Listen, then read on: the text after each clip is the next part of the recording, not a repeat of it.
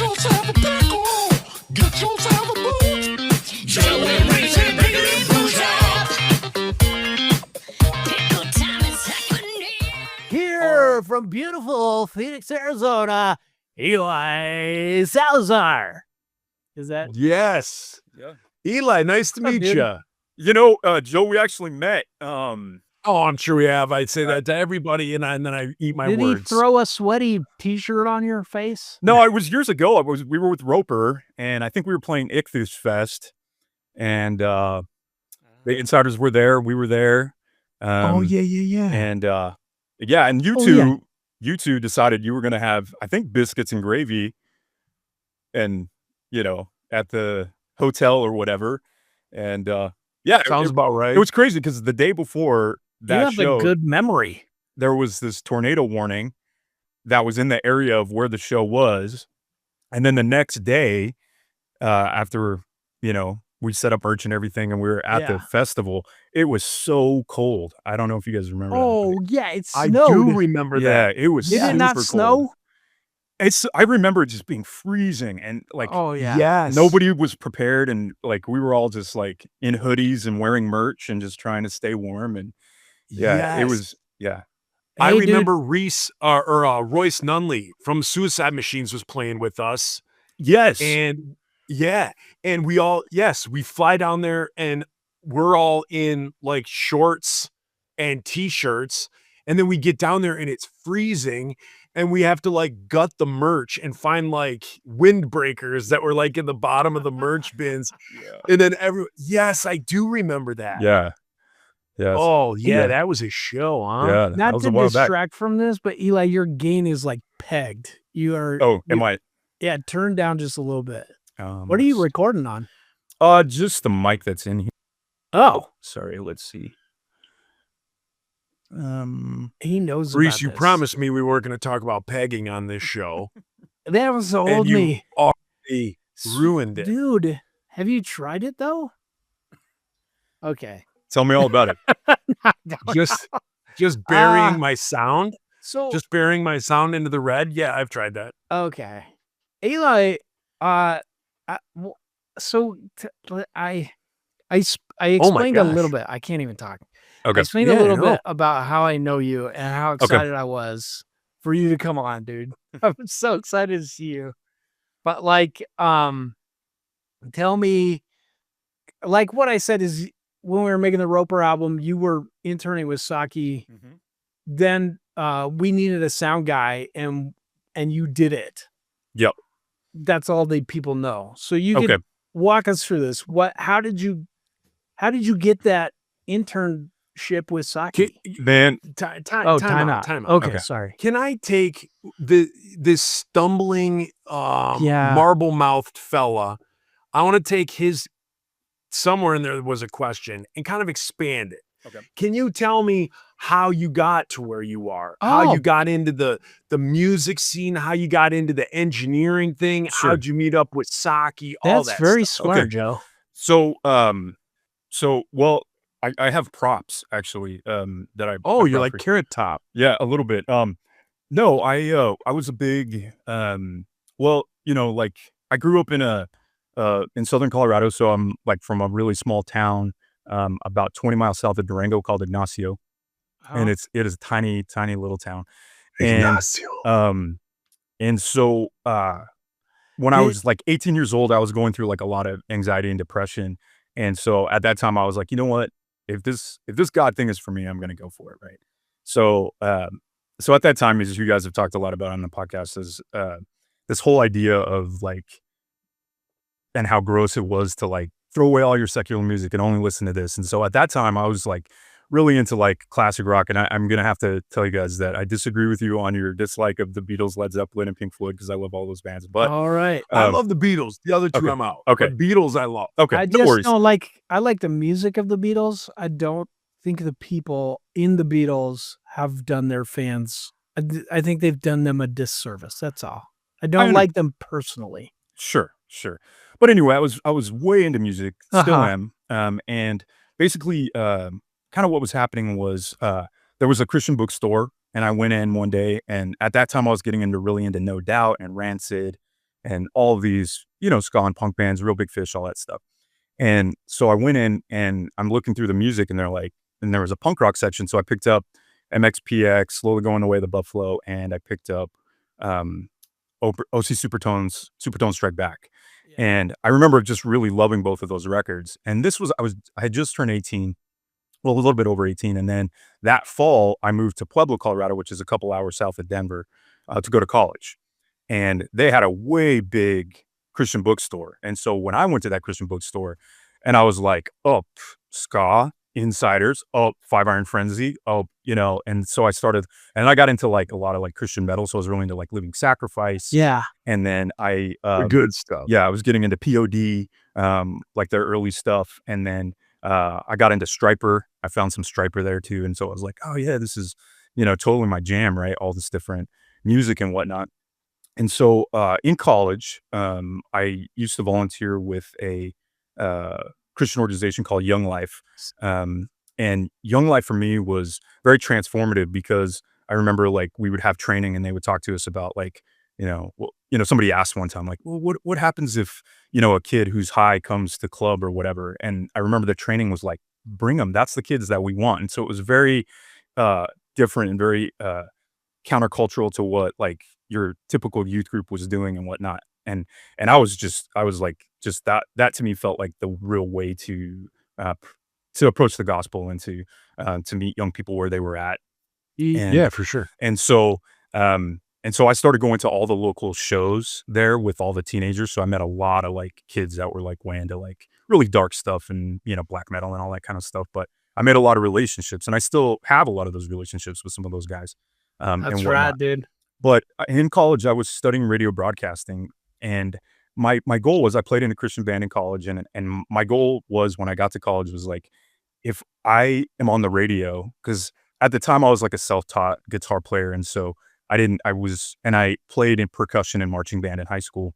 Did So I you could say where you went to college? Yeah, it was at the time it was called CSU, or I guess it was called Colorado Southern University, but they changed Now the name to it's- CSU Pueblo. It's CSU or CU Pueblo? CSU. Okay. Yeah. So CSU Pueblo. And so while I was there, I was like, well, I'm not good enough to be a music major, so I'm going to do this other thing and get into radio broadcasting. And so I was studying radio and learning how to make commercials and learning how to cut music and edit and talk over it.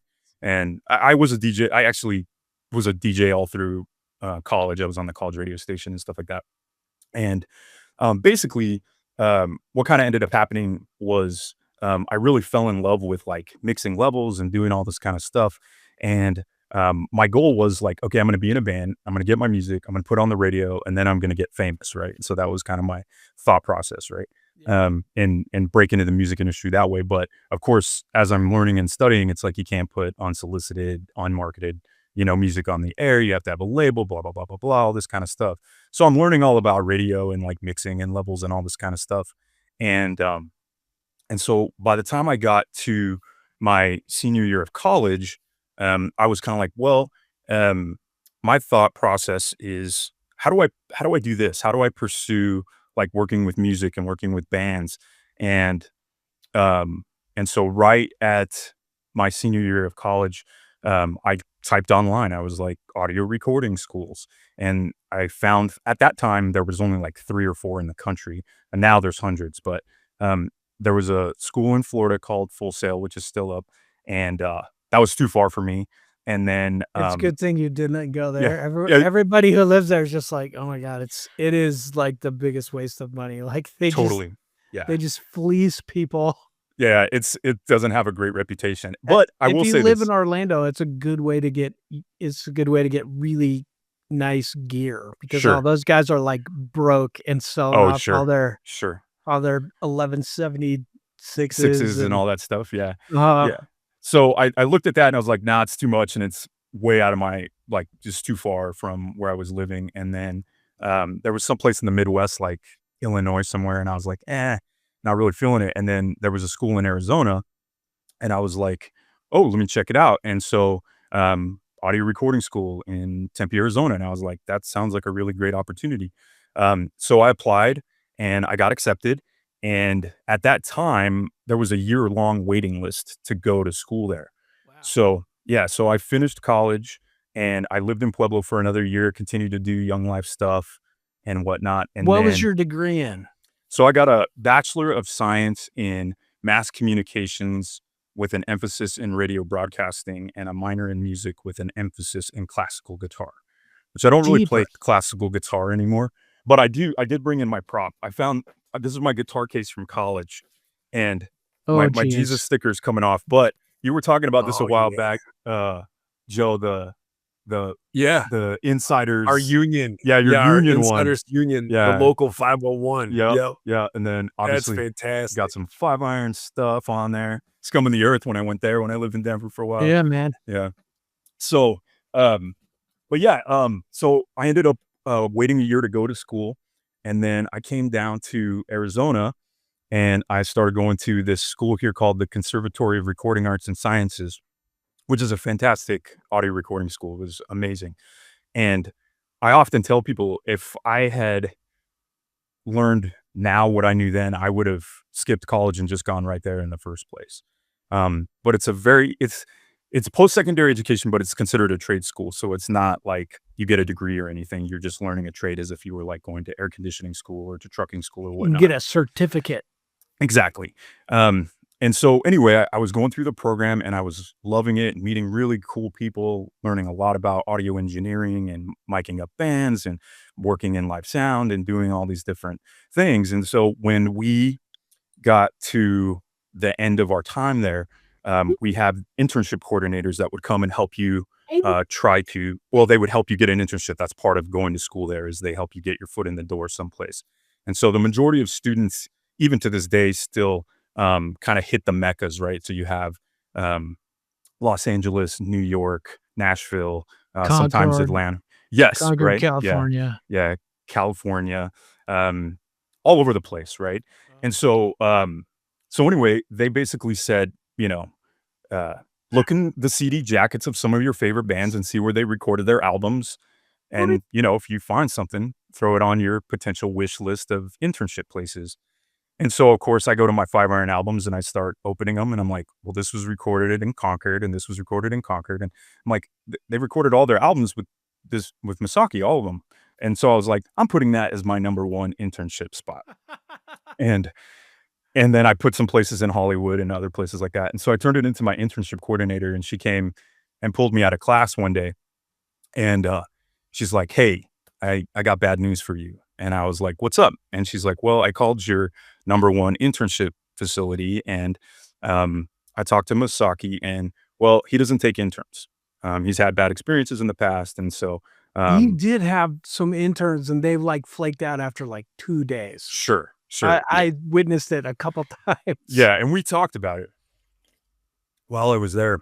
Yeah. But anyway, the interesting thing was, I was like, okay, well, it happens, whatever. And so she was looking at someplace in Hollywood for me. And then she comes back to my class a couple hours later, knocks on the door again. She says, hey, I need to talk to Eli. Of course, my classmates are like, ooh, you're busted. You're getting in trouble or whatever. So anyway, I go talk to her and she's like, hey, Misaki called back and he wants you to call him tomorrow. And I was like, okay, cool. I'll give him a call. And so I was like, I'll call him at lunchtime, right? That sounds like a good thing. So the next day, about lunchtime, I called him up, said, hey, Misaki, my name's Eli. I'm a student at the conservatory in Arizona. I'm learning audio recording and I'm interested in doing an internship with you if, that's something that you would be willing to do. And he's just like, okay, yeah. Well, let me ask you a question. And I said, okay, yeah, what's up? And he's like, are you a fanboy? And I was like, excuse me? He said, are you a fanboy? And I was like, well, I said, I'm familiar with a lot of the stuff that you've done.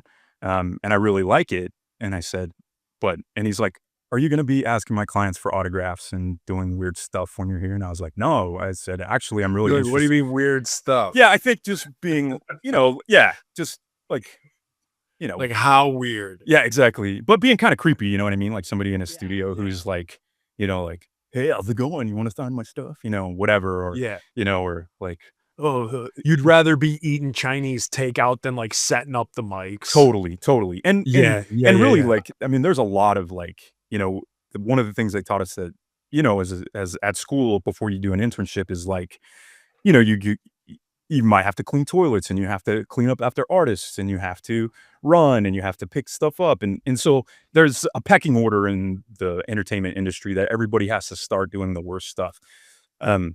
So anyway, I'm like, yeah, no. And he's just like, all right. And then he asked me some other questions. He's like, are you a Christian? And I was like, well, yeah, I am. And he's like, how do you feel about cussing? And I was like, don't care.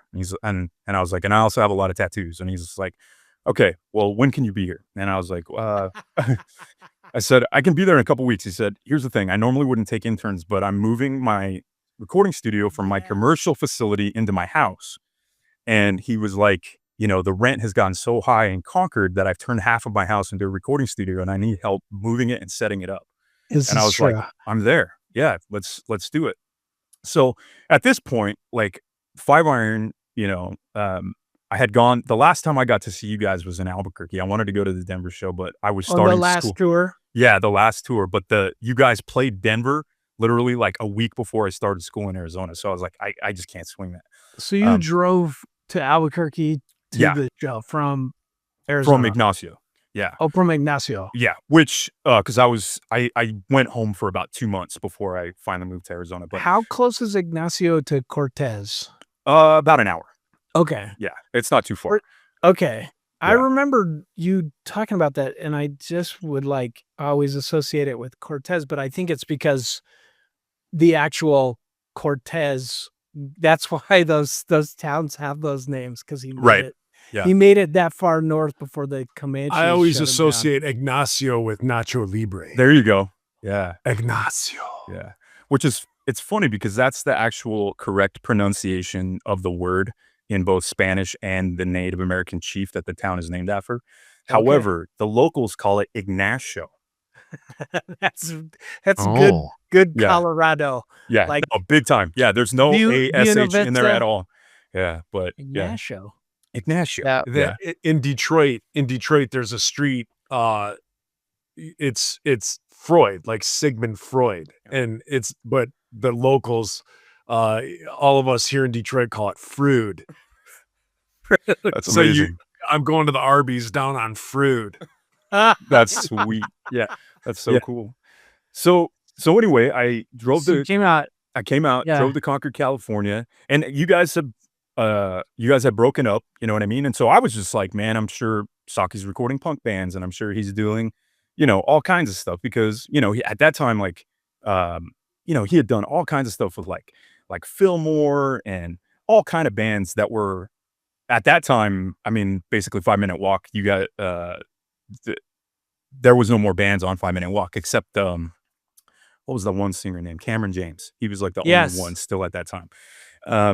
So anyway, I drive over to Concord and I meet Saki, and we just hit it off like right away. We were like, super cool, great guy. We're talking about music. We're talking about instruments. We're talking about gear.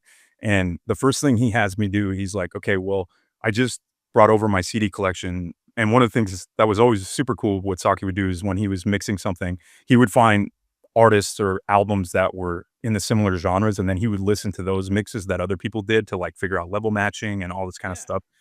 And he's like, well, I need you to organize my CDs alphabetically. And he's probably got 2,000 CDs at that time sitting there to put on the shelves. And so I'm like, cool. So I'm going through all these CDs and I'm like, oh, this is a banger. And I love this record. And I've never heard of this one. And, and I'm putting them through there. And it's literally my first day on the internship. And there's a knock on the door and this dude walks in and I'm like, no way. That's Ethan Luck from the Supertones. And he walks in and he's a big dude. Like I never realized he's a big dude. And he walks in and he's like, hey man, what's up? And I was like, what's up, man? And he's like, are you the intern? And I was like, yeah, I just started. It's my first day. And he's like, awesome, man. I'm Ethan. And of course I knew who he was, but I was like, cool, man. I'm Eli. Nice to meet you. And then he pulls out his wallet and he's like, listen, I need you to go. He's like, no, I'm just messing with you, man. And so he starts playing guitar. Well, they start, setting up amps and getting mics ready. And, they're talking and they start doing guitars and Saki's like, oh yeah, we're recording this new project with Reese Roper. It's an album called Roper. And I was like, oh, that's cool.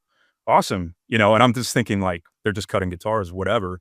And so I'm doing more CDs. And then like 2 hours later you walk in And you're like, hey man, are you the intern? And I was like, yeah, man, what's up? And you're like, hey, I'm Reese. And of course I know who you are, but I'm like, hey, what's up, Reese, man? I'm Eli. Nice to meet you. And literally, like, then after that, it was just like every day in the studio. Like some days I was like wiring mic panel jacks with solder and doing all kinds of stuff. Other days we were doing like construction because he was still putting in sheetrock and all kind of That's stuff right. to like finish ISO booths. And other days it was like, you know, we're putting up mics. Other days he'd be like, hey, I'm going to take lunch. I want you to edit these guitars on the record. So anywhere where there's, you know, space, just cut that stuff out. So I'd get in Pro Tools and I would do editing and then come back. And then one of the coolest things ever on my internship, one day Saki comes in and he says, hey man, you play Halo? And I was like, actually, I've never played before. And he was like, Oh, oh, stop. He just like stops the you know, everything, like stop on the on the playback machine, turns down the volume. He's like, we're taking lunch. And we go out to the living room and he's like, okay, I got to teach you how to play Halo. And so he literally teaches me how to play Halo for like 2 hours. Because later that night, like Reese and Justin McRoberts and all these cats from his church come over and there's this LAN party and yeah. there's people in all these different places in the house. And he's like, you have to play. You're here. He would You're like, have. It was like before you could do it online. Online, Like you right. had to have an Ethernet cable between Xboxes, but you Yep. could link like 4 together. 4 of them. Yeah. Yeah, And so and there we were, might yeah. have done that. Yeah, there was four going. There was like people in his So control 16 room, people. people in the Mm, kitchen, people in the other living room. And then, yeah, I mean, it was just people everywhere. And it's just this massive Halo party. And I sucked. So I totally got killed all the time. But it was a blast. And I was like, I'm on my internship. I'm doing this for school. I'm Yeah. learning how to make records. It was amazing. So anyway, so I'm there and obviously, you know, I'm putting 2 and 2 together pretty quickly that like, this is a one-man show. Like this is his studio. He does this all by himself. He needs the help now because of the construction and moving from one facility to another and doing, at that time, ADAT backups to Pro Tools and all this other kind of older analog technology. And so I'm like, you know, I get it. After 2 months when this internship is complete, I'll, you know, he's not going to hire me. I mean, it's not going to turn into a job. I get that. But you know, but I'm already thinking in my head, like, well, there's other opportunities or whatever.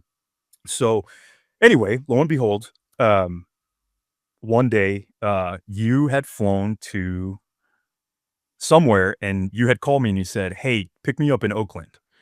And so I was like, sure. So I drove to Oakland. I didn't say please. I probably said please. You did say please. No, and I think thank you. I think Amy was with you at the time. You Oh, and You Amy were okay. probably like, Yeah. hey, Ian, yeah, come pick me up in Oakland. Yeah. So we're, you know, we're on, you know, I drive out to Oakland to the airport and I pick you up and Amy's with you and we're coming back and you asked me in the car, you said, hey dude, we're going on tour. And you know, you've been here since I was there, drums had already been recorded, bass had been recorded, and I think 3/4 of guitars have been recorded. Yeah. And so the rest of the guitars got recorded while I was there, and then all the vocals were done while I was there. And so I was, you know, privy to a lot of like songs that had vocals that later changed vocals or changed, you know, lines. Cause there was one song that you made the most beautiful dig against Acquire the Fire. You said something about they've acquired quite a fire. And Yeah. then I think later, that's still on there. oh, is that right? Yeah. And there was Yeah. something else, but you decided to change it because, or whatever. And It so was we went back. worse. It was worse. It just said, I changed it to they've acquired quite a fire. Yeah. Right. And yeah, but before, like you said, it was worse. And so like you and Frank had discussed, you know, let's change that or whatever. Yeah. So I was there when the original vocals were cut and then when the new version was cut and all that kind of stuff. So anyway, you were like, hey man, we're going to go on tour and we need a sound guy. And of course I'm like, yeah, let's do it. And so you're like, cool, man. Frank Tate wants to meet you and talk to you about going on tour. And I was like, yeah, sure. No problem. Now I had never been on tour, but I had always been like, this is like the thing. This is what I've always wanted to do, you know, albeit I wanted to be playing music as opposed to, we being behind the started on scenes. a tour bus. We Yeah. started out. Yeah. Yeah. And so Frank takes me out to lunch Yeah, and super nice guy, and we're eating, and he's asking me about school and where I'm from, and then he just starts telling me about this EAW PA that he had bought for 5 iron years before that you guys had toured with a lot, like, just Yeah. that thing was beat up, It and, it sucked when it was new. yeah, Like, yeah, it was not designed for what we did with it. sure, and so he's like, "Well, it's in storage at my church," and, he hooked me up with Sam Hernandez. And, he's like, "I want you to meet up with Sam. He's gonna, basically run you through how this PA is gonna work." Uh, And he like looks at me kinda like, real direct at the lunch meeting. He's like, "Can you handle this PA?" And I'm like, "No problem. Got this." And then I left that lunch meeting. I'm like, "Geez, I hope I can handle this PA." You know what I mean? This seems pretty big, I've never seen it before, and, yeah. I gotta make this work. But, I mean, at that time, the technology was pretty much the same wherever you went. And so, what I had learned in school and what I had done before with bands and all through college and, doing sound for, all kind of different stuff. So when I finally got my hands on the PA, I was like, oh yeah, this is a walk in the park. Um, and so that was basically it, man. I finished, the record was done. I literally drove from Concord or Benicia, to my house in Ignacio, I drove to Barstow, California, stayed the night, drove to my parents' house, stayed the night, and then left from Ignacio, drove to Pueblo, stayed with a friend overnight, and then the next day was in Denver, like 4 days later, to meet So you we guys as get ready did for the tour. we started in Denver? We shipped out of Denver, but I think the first show was, like, in Kansas. Okay. Yeah, something like that. Because all the guys in the band, it was like Burnside Mhm. and The Till Stephen brothers. Till Mhm. and Jonathan. They were Mhm. both from. So Stephen is married to Leonore, and Correct. his brother Jonathan played bass. Right. And then this guy Okay. Jonathan Burnside was in Roper, who was a guy I knew from Scum of Some the of the Earth. Earth, yeah. Yeah, Mhm. like like part of the reason this band failed, I will take full responsibility. Is just like I was not mature enough to just be like, "Okay, I get it, Frank. Like, we're not making money for you, so let's back it down and we'll just keep working." But, like, in my head, I was just like, he starts out saying, like, "We're gonna get all these good guys that are gonna be, in your band," and, like, Frank Lenz played drums on it, Mhm. and Ethan played guitar and Guitar. stuff, and so I'm like, "This is gonna be huge. This is gonna be great." And then it ended up being like before we started, again, like Frank said, "Hey, I'm gonna give you guys this tour bus that I have." He owned a tour bus, so you guys can go out in it and won't charge you. We're just gonna see if we can blow this thing up. And like me nowadays, I would just be like, bro, just like what Frank just kept like kind of lowering expectations for us. And me as a young idiot, 30 years old, I was just like, this is not what I signed up for. Sure. I've already done this. So like at that point, he had been like, we can't afford this. Like, I'm not paying people's salaries. Get people that can play instruments like from your church and stuff, and we'll make a band out of it. And I was like, all right, I know some guys. And Nick White. Yeah.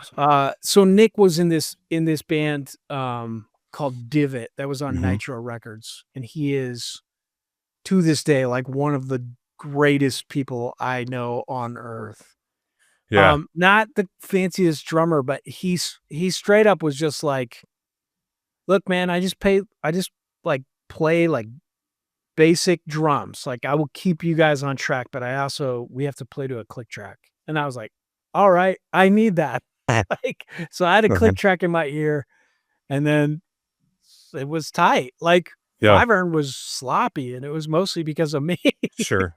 Well, I'll tell you, man, even to this day, like Nick as a drummer, uh, I haven't talked to him in a long time, but he hit so hard when he played that Oh, when I would mix the band, I would always put a snare mic out because you have to have a snare mic. That's sort of how you do it. looks. But I almost never I mean, always the kick, I always had that in there, but, like, there was so many times on the snare, I just pull that fader right out because, I mean, he hit so hard, Oh, but yeah. his How many tones were times did he have, like, bloody knuckles from bloody just any knuckles. show? Man, one time he busted a stick and it flew back and hit him in the eye, and he had a black eye. Yeah, do Yes. you remember that? Yeah. Yeah.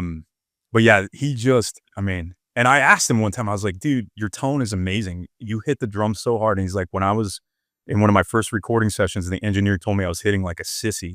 And he's just like, and I took it to heart. And he just, after that, like, just, I mean, when he played, he just cranked on the kit. Yeah.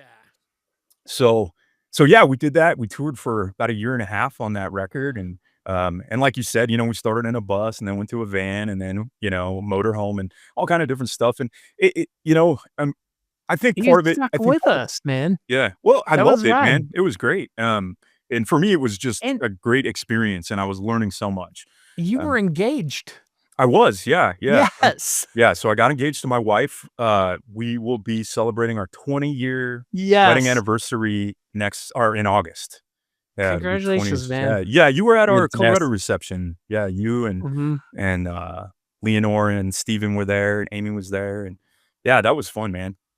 Um, but yeah, so yeah, I was engaged to my wife, which happened after. I mean, we were dating when I was on the internship, and then after, I think one of the breaks on that we toured for a few months, and then that we did a couple month break, and that's when we got engaged, and then, um, but yeah, so anyway, we're touring, and then, all of a sudden, at one point, Steven was just like, "Hey, guys, I don't know if this is for me." And he left, and Matt Emo came in the band, Uh-huh.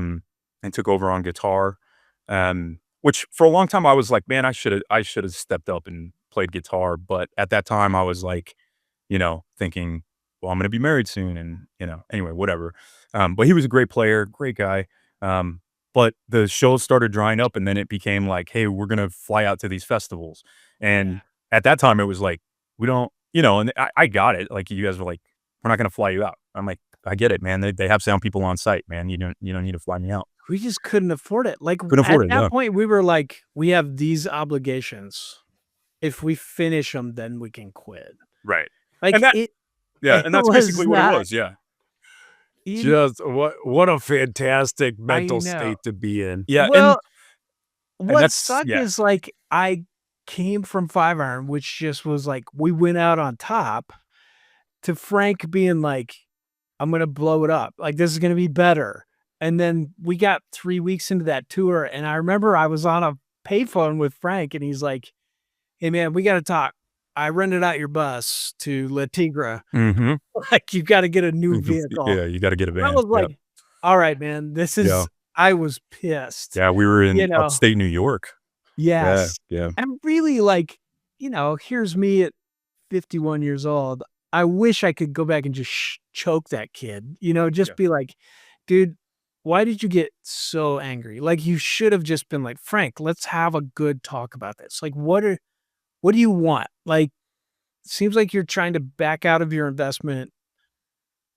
How much support are we gonna get? Like, what are we looking at?" And then for us, like, do we love this? And the answer, I think, was yes. We just had to, like, lower some expectations Sure, instead sure. of having them lowered, and I just was not mature enough to do it. So, like, I just remember, like, we went about a year and a half, and I was like, "I think this was a mistake." Like, I don't know. Plus, also, I had just gotten married. I Mhm, wanted to go home and have sex. mhm.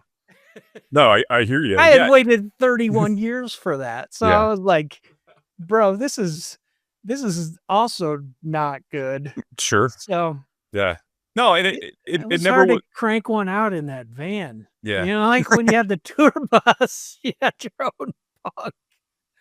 But, uh, in the van, man, it was yeah. just we're all very close. Yeah, and I got it, like, and to be totally honest though, like, that was like, Christian music at that time was just kinda going down too. It Yeah. wasn't, and part of it too is, I mean, I've been listening to you guys lately talk about the ick and, all this stuff that you guys knew about 30 years ago, and I mean, we talked a lot about that stuff even 20 years ago when we were doing some of these tours and stuff like that, and after that after I toured with you guys.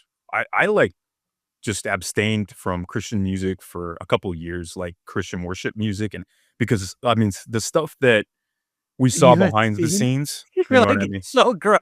Oh, dude, yeah, just the stuff behind the scenes, whether it was the bands, and it really wasn't the bands as much. Like, I mean, when we toured with Showbread, those guys were the coolest, Oh, and dude, they were so good, so and good. also just such The Supertones. humble, We and toured with the Supertones. And we did. how cool were they? They were Like, super cool, yeah. such good It guys. was it was like when we played at the churches though, like that's when it like, like I remember this pastor got on to Burnside because he had an AC/DC shirt and he was just like, "You got to change that shirt. That's not edifying to the Lord," and da da da da da and all this stuff. And we were just like, Oh, that stuff just drives me yeah. nuts. And it was just like, and from my ministry background, I was like, that's the key, man. That's the common ground. Some kid's gonna come see that and they're like, "Oh, he likes AC/DC too, and he loves the Lord." I want to talk to that dude. I want to see I want to hear his story. 100%. You know what I mean? But it Yeah. was like, it was just so icky, and it was like the stuff that like merch, um, merch matching prices. You know what I mean? Yeah. Like you would get the You gotta calls see and be that like, too. okay, well, you're playing on this festival and this artist is going to be there and their hoodie is $85. So your hoodie is now $85, and their shirts are $55. And I'm like, nobody in this band has ever charged $85 for a hoodie, but here we are at the festival having a price match because they told us to, because they don't want these up and coming smaller bands to outsell these huge, artists. We did a tour where we were selling what we call our Rodman shirt. It was this orange set insiders, was like a Godfather type writing. And we were told we couldn't sell it because the headliner had an orange shirt. And then when it came to the price matching, it was like we were selling shirts for like $15 and they were at like 40. Yeah. And we're like, we're not raising our price. Like, are you nuts? Yeah. Like, $40. are you nuts? This was And like so- turn of the century, $40 for a t-shirt. Yeah. Yeah, just unbelievable. Insane. Yeah. Yeah. Unbelievable. Yeah. And so like there was a lot of that kind of stuff. And it was just really like, yeah, just seeing that industry from the inside and always having like seen it. And, and then we were playing festivals and there's artists you look up to and then you like see him behind the scenes and you're like, man, that guy's not, he's singing his songs and the lyrics are so beautiful and edifying. And then you meet him and you're like, man, when they say don't meet your heroes, sometimes that happens. And it's just like, man, I kind of have a bad taste in my mouth, for, Yeah. that. For And, sure. and even some of the artists, the sweetest people in the world, but because of the management companies that they had, right, that they don't care. They're not believers. It's a secular management company. It's They're just money. It's just money. They're They're just like, playing the game. we just want to make as much money as possible. And, and you see that from the inside and it really makes you question like, not the validity of your faith, but like, what are, Like, what are we is this doing? the machine that you want to be a part Exactly. of? Exactly. Yeah. And you know what Yep. though? Like, but I learned a lot, right? Because, Reese was always very, he honored all of that. If I need a price match, we'll price match. And then the other one, and I remember seeing this, and I'm playing in a band now, and I'm going to plug it later because I have to. But You should. Yeah, you but can. but one of the Yeah. things that that I remember learning from you is I remember we went to a venue and they were like, "Hey guys, listen, this isn't us. This is the venue. The owner of the venue asks for a percentage merch cut after the show, right? Because you're in our house, you're selling your merch in our house, and because you're doing that, we ask that you give us a percentage of the merch sales for that." And I remember, like, there was, I don't know, 4 or 5 bands on the bill. Nobody we were on tour with, just different people the promoter had brought in. And I remember, like, I don't remember how much we ended up selling, but it was like 10% of your merch sales went to them. And I remember the other bands were like, well, we're not gonna tell them the truth. We're just gonna say we sold this much and give them less, which, in that sense is, yeah, okay, you're a Christian band, but now you're like lying to this person that, you didn't make as much as you made so you can keep a bigger piece of the pie. And I remember when they came to us, you were like, hey, here's the receipts. This is how much we sold. Here's what we owe you. And the guy was just like, thanks for making it easy, man. He's like, I don't like asking for this. I'm not a big fan of this policy. He's like, but I run this venue for the owner. This is the owner's policy. And therefore I have to enforce it, right? That's part of his job. And I remember you just like, nah, man, I never want to be that band or an artist or somebody that when I leave a venue, they have a bad taste in their mouth for me, right? I want to make sure that, we're forthright, we're honest, we, practice what we preach, which I always Even though appreciate. you disagree with the Totally. policy, you're Totally. just like, all right, well, this is what we signed up for. We're going to Sure. pay. Sure. You're going to pay you to sell our merch. Yeah. Or you just announce from stage that you're selling it out of your van, Then, in the right. parking In the, lot, yeah. We'll be in the which parking lot. we've seen Five Iron do a few times at Sure. shows, Sure. Yes. Yeah. Yeah. which is still honorable because at least you're not lying about how much you made. Sure. You're just going, we're not paying 45% merch cut. Sure. Yeah. We're going in the parking lot. Well, yeah. you know what I saw the other day was some heavy metal band or some hardcore band or something. The guy basically came on stage and he said, "Hey, they want us to do a merch cut. We refuse to do it. So if you want to buy merch, just go to our website and buy it and we'll ship it to you." You know what I mean? And which, I get it. But anyway, so, that's how it all went, man. And then, basically you guys had some festival dates to finish out and I was, married. And so, I was thinking like, well, do I want to go back on tour and all this kind of stuff? And I was living in Denver. You were. I was renting a room at an apartment in Denver with Alan the Fisherman. We still kind of chat a little bit on social media. Man, Great guy. he's huge right now. Isn't he Like, huge? Yeah. Yeah. Blowing stuff He up. just he just like wrote a movie. He's like he's like famous because he like writes his comic. Mm-hmm. Yeah. He's just brilliant. He's a Yeah. professor. Yeah. So such a cool guy. Jeez. So yeah, so I was living in Denver and, there was a couple festival dates, a couple little things going on. So I was still working with you guys, but not on tour anymore. And, my fiance at the time, my now wife, basically was just like, well, I know how you are with money and you probably should get a job. So I was like, okay. So I was like, well, I'm not really itching to get on the road right away. So I went down to the local Guitar Center and filled out an application. And I was just like, let's see what happens. And they literally called me like 20 minutes after I left. And they're like, okay, you went to the conservatory and you've just been on tour for a year and a half. And, you have all You're the manager. basically, yeah, they hired me and put me in the pro audio department. And I worked at that Denver store for about 6 months. And then I transferred to the Colorado Springs store after my wife and I got married. And she was living in Pueblo with friends and I was living in Denver. So after we got married, we moved to Colorado Springs and I Good choice. transferred to that Guitar Center and they made me the pro audio department manager my first day. Sweet. Yeah, so I did that. And You're like, and- at the end of the week, I was a general manager for everything west of the Mississippi. well, it's funny, man. I don't know if you guys heard Bill Burr's joke on the saddest place on earth is Guitar Center, because you see all these like failed musicians behind the counter and then all the people in a midlife crisis coming in to buy gear and stuff. It's very much like that. And so I was working at GC and, I quickly, I loved it. I mean, it was cool working in a music shop, but it just became very quickly, I was like, you know what, it's just retail.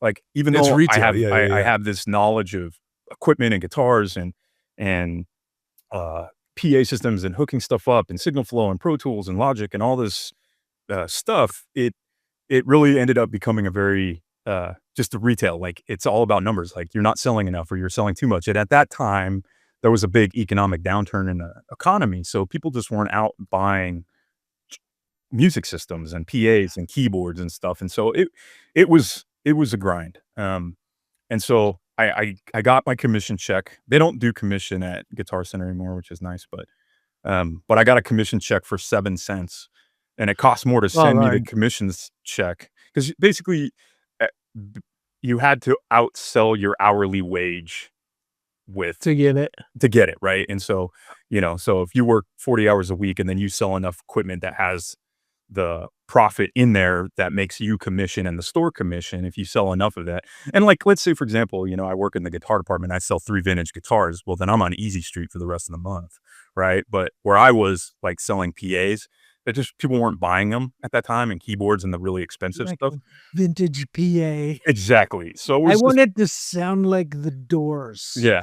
Yeah. I want it to sound like Led Zeppelin as much as you guys for you, Jim.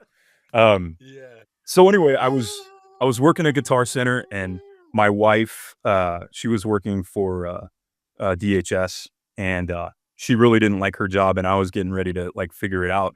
And my phone rang, and it was the school here in Arizona, the conservatory, and it was just somebody who worked there. And they called me and they said, "Hey, listen, we know that you finished the program. We know you went on tour. We know you worked on some records. We know you've done all this different stuff. What are you doing right now?"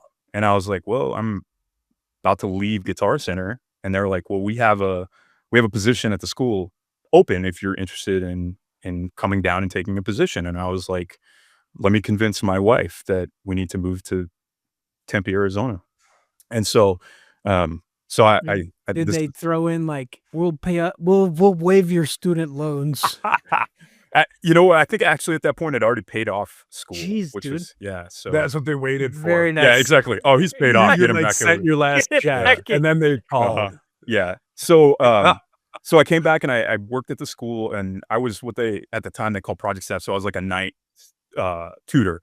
And so the school runs 24 hours a day. They have classes in the day, and then at night the studios are open all night long for people to come in and record and practice and take tests and learn equipment and do all this different kind of stuff. So I did that for a year there, and then I transitioned into a full-time teacher. So Like staying up all night, just bands would come in to record, or Yeah, people would be yeah, like, yeah. students would bring in bands to record, or they would That's how- come in and That's how practice. Queen got started. Yeah, totally. Like, Yeah. that's And, rad, dude. yeah, it was fun, man. I did it for 10 years, and I enjoyed it a lot. But, and I don't want to get into it, but there was some issues that I had with management, with the management of the company, and just the way I felt like certain things were happening. And I was like, and sadly, as much as I loved it and still would do it to this day, probably, it's hard to make a living as an educator.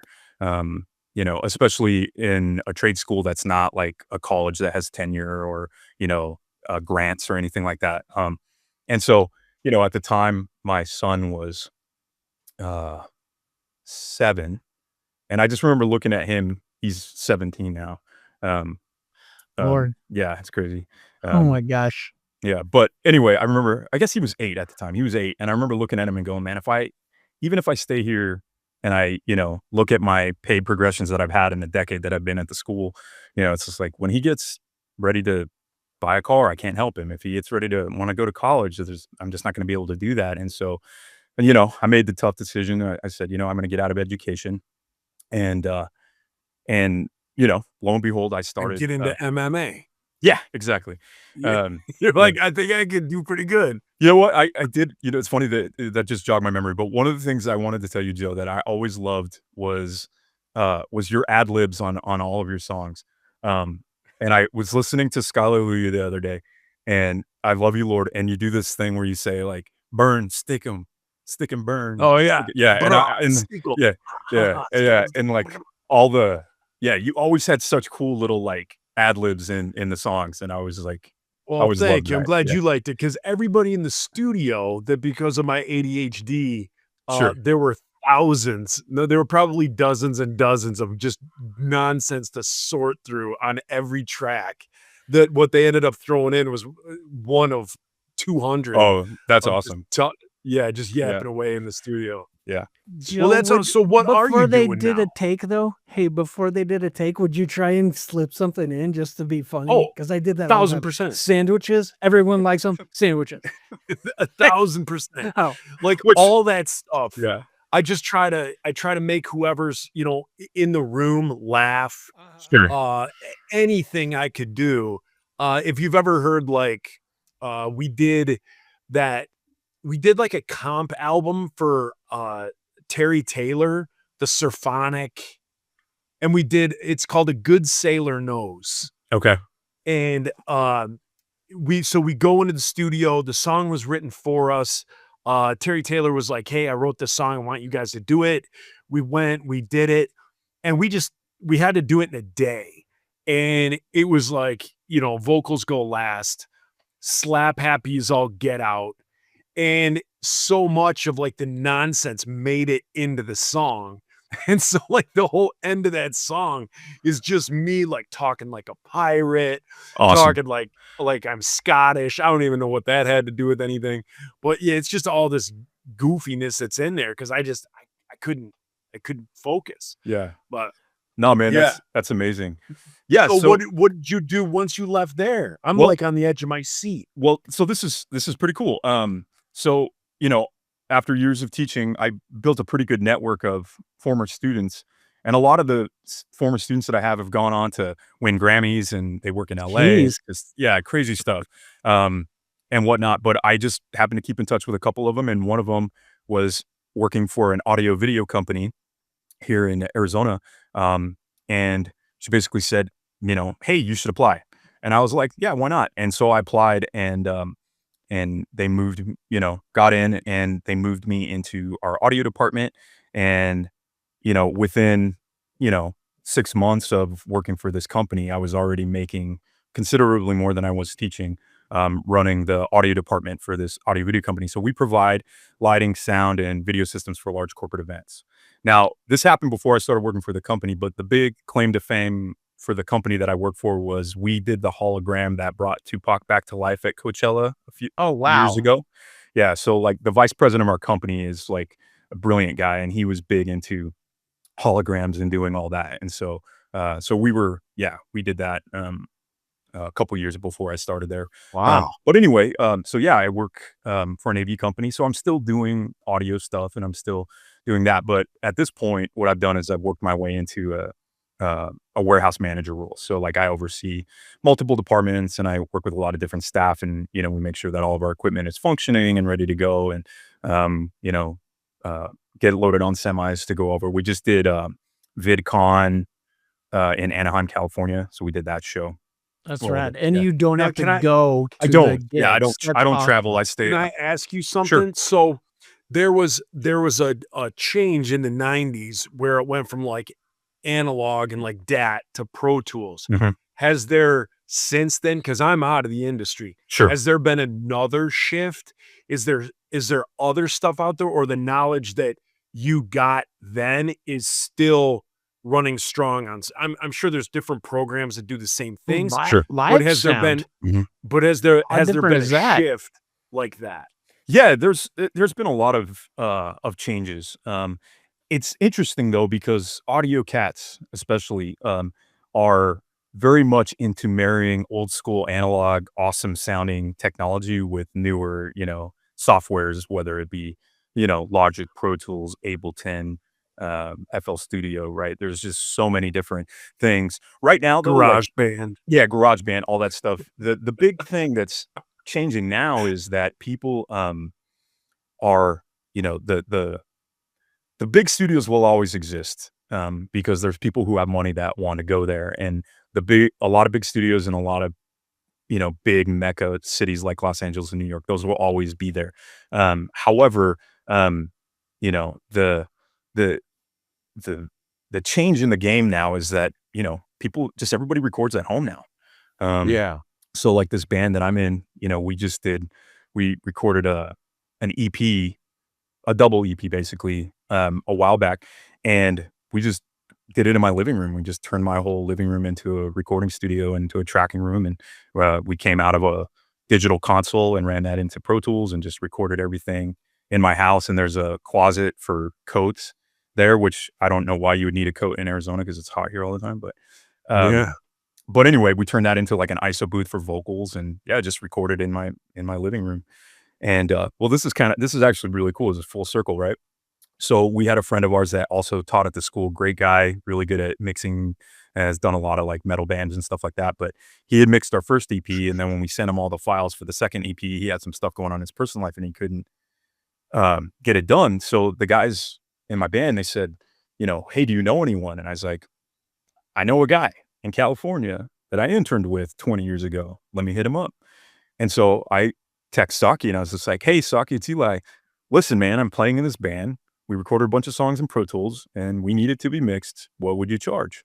And he comes back, and it's a little bit more than the guy that was doing it before. And he's like, yeah, I'll do it for you. Send me the files. So this second EP that we have coming out the beginning of July, was mixed by Misaki. That's awesome. It was so cool. That's so Yeah. cool. And to make it another full circle is, like when, my band needs to buy merch, I just get a hold of Steven at a small print shop in Denver because, we've kept in touch over the years, and he runs a print shop in Denver and they offer free shipping. So I just order my shirts from him and have those shipped into me here. So yeah, it's kind of full circle, right? All these people that I worked with years ago and did a lot of cool stuff are now kind of helping me to, get my project off the ground. So That's so rad, man. yeah. That's fantastic. Yeah. So shameless plug, obviously. So Yeah, I'm playing plug away. Yeah, I'm playing in this band, and we call ourselves Nerd Rock. And so basically all of our songs have a lot of different, like, hip hop, metal, punk influences, but every song that we have is about something related to pop culture. Which I can thank both of you for inspiring me, because back in Five Iron, right, in Oh Canada, you talk about, Shatner, and then in You Can't Handle This, you talk about that, and then Joe, you guys did Our Wars, which was, I loved that, Forgettable. like when you guys did the whole horn of the Cantina music Yeah. and all that stuff. So anyway, our For band, sure. like, we have songs about like Stranger Things and He-Man and Masters of the Universe and Right. G.I. Joe, and I'm currently working on a song about Big Trouble in Little China. Yeah. And I'm working on a song about Ninja Turtles. That's a big, close thing to my heart. You can probably see all my carded action figures on the wall back here, but Heck yeah. I couldn't figure out what those were. oh yeah, And I was like, about halfway through the cast, I'm like, I think those are action figures. yeah. I'm a huge toy collector, and I always have been. I don't know if you remember, Reese. I would always like I'd be like, Yeah. you guys, Yes. can we stop at Toys R Us? Before it went Yes. bye. And so yeah, I was always like in the tour van, like, putting Spider-Man on dental floss between stuff, and yeah, anyway. But so the name of my band is called Get to the Chopper. Get to the Chopper. And That's it's a cool name, dude. yeah, CHOPPER. We say it pronounced with an A at the end, like chop but if you type in Get to the Chop you pull up Austrian Death Machine, which was that Tim Lambesis side project from years ago before he went off the rails, where he sings all his heavy metal songs in the voice of Arnold Schwarzenegger. And he has a song called Get to the Chop Up, but yeah, it's Get to the Chopper. And we're on all the streaming, Spotify, Apple Music, Pandora, heck all yeah. that stuff. And then How much music have you put out? so right now we just did our first EP, which was 6 songs, and then we got another 6 coming out. Well, actually, we released one on May the 4th, a song about Boba Fett, which is so that one came out on May the 4th, but that'll be on our second EP. So we got 4 more songs coming out. Can you do a song about Dogma or Mallrats? There you go, some Kevin Smith. Yeah, that would be sweet. Yeah, it's funny, man. Like, yeah, we got a bunch of, I have a song about Weird Al Yankovic, and basically all it is just taking song titles of his and singing them out or rapping them out, and there's no like rhyme or reason at all. It's just different Weird Al song titles, and it's actually That's called, the song is called Uncle Al, and the chorus is talking about how I wish Weird Al Yankovic was my uncle. Because growing up, like, everybody has a cool uncle, and then everybody has a creepy uncle. And so it's like imagining if Uncle or Weird Al was my cool uncle. Here, actually, you'll like this. I don't know if you guys can see. It's a Weird Al. Oh, action that's figure. rad, man. Yeah, That's so rad. yeah. He comes with 2 heads, an '80s head, and then his '90s and later head. That's fantastic. How do you not open that and want to play with it? Oh my Like, gosh. I Well, would do it all the I time. don't know if this will go, but like, this is my collectible room, and so you guys can. Jeez, dude. Yeah. Dude, I gotta send you all my action Oh figures. my lord. They're just sitting in my garage in Rubbermaid bins. Sure. And I just want them to have a good home. Yeah, man. I'm always down. My favorites. I'm proud of. I have a Mystery Man, the movie Mystery Man with Okay. like Ben Stiller. Sure. Like, I have those action figures. Love Nice. those. I have the Jay and Silent Bob action figures. Nice. I think I still have a bunch of Simpsons, the Okay. original Simpsons. Yep. Once it came out, I have some Ninja Turtles because I'm a big Casey Jones fan. So Nice.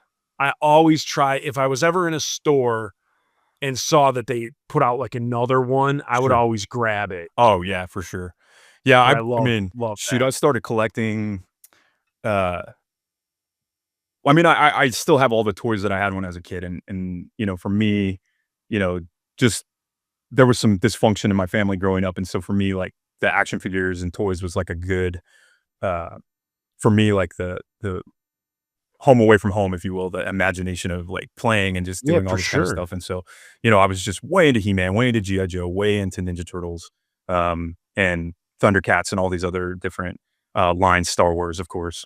And then when they did the Star Wars special releases, I guess in '97, um, is when I really just like, whoa, they're re-releasing Star Wars action figures. Yeah, I'll grab a few, and I started grabbing them, and then when I got to college, it was like Episode 1 had come out, so it was like, oh wow, there's just toys everywhere. And of course, at that time, there was people were like, there's a lot of toys here that will be worth money, which the whole, it's like Beanie Babies, all that stuff, never ended up retaining any of that value. But then, I mean, I just kept collecting, and Transformers, and you know X-Men, Marvel, DC. We need to do a sub podcast where every week we talk about a different line of toys.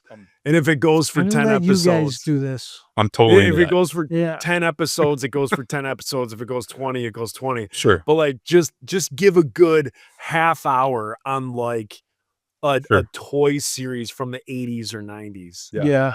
Actually, you know Because what? I could sit here and talk Transformers, G.I. Joe, all that for a while.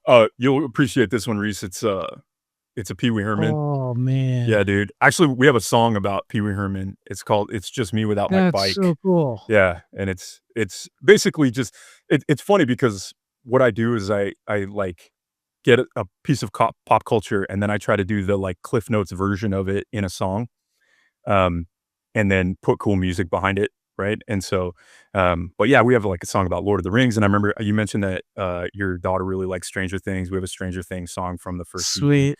Yeah, so it's fun, man. It's been really fun, and we're playing a lot of local shows, and just kind of doing that, and it's fun, man. I just love making music. It's a fun thing to be creative and write songs, and but also just be about something that is pretty niche and fun. We have a song about G.I. Joe, which is cool, and I know you guys are always talking about G.I. Joe, and We just the finished names. talking about Joe hiding one action figure up his butt for his colonoscopy tomorrow. Oh, fire! Oh yeah, you got the Like color.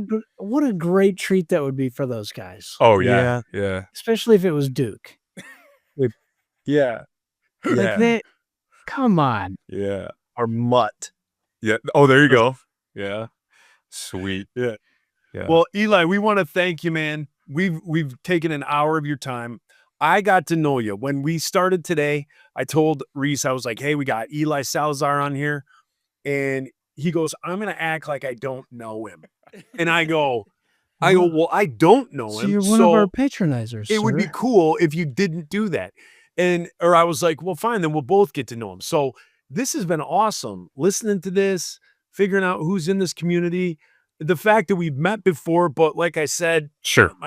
it's so terrible. My memory's so terrible. You guys talk about all these stories from before. I can't remember anything. I remember the same 7 stories that I've been telling for 30 years. Sure. And They're that's good it. But stories though, Joe. Well, thank I'll you. tell you guys, and for both of you, I mean, I know there was times when you guys, talked about like, I don't know if it was worth it or whatever, but the very first ska show that I ever went to see, I was in college, and it was the Ska Mania, it was Ska Mania, and it was in Denver at the Odd Salon, and you guys came out, Insiders came out first, and I remember Nate had a cold, and so he was like, he came out and he said, we're a little under the weather, but we're gonna make this happen, and he just started playing, and it was my first ska show, and I was just like, this is incredible, wow. And then you guys, Five Iron came up, and you guys were all dressed in Star Trek uniforms, and I was just like, this is the most amazing thing I've ever seen. This is incredible. And then of course the Supertones came out, and I was, at that time, the main kind of Christian ska record that I had listened to the most was Supertones Strike Back. And so I was just like, getting to see those guys But then you guys did the Holy Roller Tour years later, a couple years later, and I went to that in Denver, um, and so for me, it was extremely inspiring, to having been there, just young and just like way into music, and then just seeing how much passion you guys had for your music, you know what I mean? But also like the passion you guys had for the Lord and bringing a good message to people. But for me now, I think it's been um listening, like to like the struggles that you guys have had, in your life, and some of the challenges that you guys have faced. And I think we all, do that. Um but those little nuggets that I've been able to get from you guys, from years of being at shows, and then of course hanging out with Reese on the road, and years ago on the Roper thing and whatnot. It's been great, man, and it's always been a fun time to Appreciate it. yeah, man. It's been I really appreciate good. hearing all about it and giving us all the insight behind it. And it sounds like I love that you've moved on from what you've done and you're doing something that you love. Sure. And Sure. again, thanks for giving us an hour of your time. Yeah. Eli, what we're going to do is we're going to say goodbye. We're going to shut down, but you're not going to leave, because once we stop this, it's going to stop recording. Okay. But it's going to take like another 10 seconds to like load everything, or else we lose it. So Okay. It's like a couple, yeah. 5 minutes. Okay. yeah. So Dude, just I just got to tell you how much I love you and how great this has been to see you. oh yeah, for sure. When I've seen you, like in the past 5 or 6 years, it's just been like, oh my God, Eli's here. And I get to talk to you for like 2 minutes, Sure. like Sure. try and pack everything into Yeah. that, give you hugs, and then be like, Yeah. okay, I got to go warm up. Yeah. And like, it takes a long time. There's a Yeah. lot. I got to stretch for 30 minutes. Yeah. now. Oh, I hear you, man. I hear you. But like, Yeah. this has been so great, dude. Yeah. It's I really miss you and I really love you. Yeah. I'm so glad that we, like, every week when we read the names, I'm just like, I love that guy. I can't believe he's still paying for this. oh, I But love like, it, man. just I to enjoy get it. to It ma- talk to you, dude. Yeah. No, man. Like when after COVID and you guys did that show in Denver, I told my wife, I was like, we gotta go. We gotta go. Like, let's take a weekend. We'll go to Denver. We'll fly to Denver. And then obviously when you guys play, Southern California, I mean, San Diego is only a few hours from here. But I do gotta show you guys this. I found this yesterday. So I'm a collector, but I still have this vintage Oh, heck insider shirt from back in the day. That's still in my closet. And then this is one of my favorite vintage 5-iron ones, but it's the Oh, yeah. yeah. Have you ever heard of 5-iron Frenzy? Yeah, they owe me $1. Yes. That's fantastic. Yeah. That the insider shirt there is drawn by Parker from the Aquabats. Oh, sick. So yeah, so he was the scientist from the Aquabats, and he did all their artwork. And then he did like Blink 182 and No Doubt's artwork. Sure. And so yeah, he did that stuff for us. Yeah. Yeah, man. I think they're Yeah. coming to town here, man. I pretty much blown my yearly allowance on concerts as of late. My kids are way Yeah. into like concerts now. So they're like, Dad, take me to see this person. And I want to go here. And so, Dude.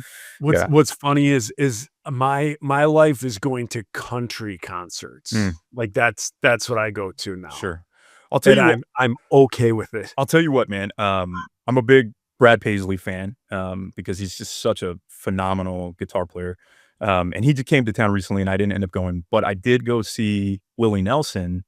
Oh, hell yeah, a couple man. weeks ago. Yeah. Nice. It was him and Bob Dylan and this young guy Jeepers. named Billy Strings. I don't know if you guys have heard of Billy Strings. You should check him out, man. Incredible, Okay. like bluegrass young guitar player. Just a monster. But yeah, My wife and I are going to see Hardy. Okay. He's that younger, like pushing the envelope of country. sure. So we're going to see him in August, I believe. And then in October, we're seeing Dylan Gossett. Okay. Who he's kind of on the rise, and he's just doing the guitar freaking fantastic. Oh, that's awesome. I just donated a kidney so I could go to the very last ELO show. Awesome. Yeah, you did. Yeah. That's It's- dude, concerts are insane. My wife Oh, and my daughter no. really like Billie Eilish, so I sprung for some Billie Eilish tickets, and that was crazy. And then I don't know if you guys have ever heard of Leve, but she's She's from Iceland, but Yeah. she's half Japanese. She's like a jazz artist. Incredible. Her stuff is incredible. Okay. My daughter loves her. We're going to see her. And then I don't know if you guys were really into like metal, but there was this heavy metal band out of Texas called The Sword. And they're back on tour. They took a little bit of a hiatus, but they're back together and they're coming here in like October or something. The Sword? The Sword. So good. Yeah. Okay, I'll I'll look check 'em it up. out. Yeah. Like, what kind of metal is it? It's kind of like I want to say like rhythmic, kind of like doomy metal, but they're way Sweet. more into like, I mean, the band's called The Sword, so the songs are more like into like songs about like, you know, like witches and, you know, not super dark, but like, you know, Like more like fantasy. fantasy stuff. Yeah, totally. Okay. Yeah. That's sweet. Yeah. The Sword. Yeah. Well, I'll nice. check them out. But it's cool, man. Well, I mean, I check it live in out. Phoenix, so like, you know, like I went to see Iron Maiden last year and Judas Priest and a bunch of other, you know, killer bands. Slayers from there. Yeah, just a lot of crazy stuff. I went The to Gin Blossoms. Gin Blossoms are from here. Yeah. You know what's crazy? Jimmy Eat World. Jimmy Eat The World's from here? Phoenix Suns. Yeah. Oh, yeah. So Phoenix I do have a Gin Blossoms story. I don't keep you guys too long, but when I was working at the school, the tech who worked at the school who like fixed consoles and tape machines and you know mic panel jacks and all that kind of stuff. He legend, dude. He worked with Fleetwood Mac. He's the assistant engineer on an album by Breakfast in America by Supertramp. He was the assistant engineer on that Jeez. record. I mean, Jeez. he's just a monster. And he was also the tech for Gin Blossoms when they had a studio in Arizona still. And so he comes to work one day and he has this flyer and he's like, yeah, the Gin Blossoms are closing their studio and here's some stuff they're trying to sell. And on there was a rack mount guitar tuner. And I was like, I want that. And so, yeah, in my little collection I have the tuner that used to belong to the Gin Blossoms. So, That's rad, man. yeah, such a good band. Really, really good. But yeah, fellas, man, appreciate you having me on, man. This has been fantastic. Thanks so much. And then, yeah, Thanks Joe, if to, you ever want to, you know, talk figures, man, I'm always down to talk Yeah, toys. I'll message you. I'll message you. We'll see what we can do. Cool, man. Yes. All right. All right. See you, everybody. Support All right. this. All right. All Later, right. guys. Love you, man. Love you too, guys.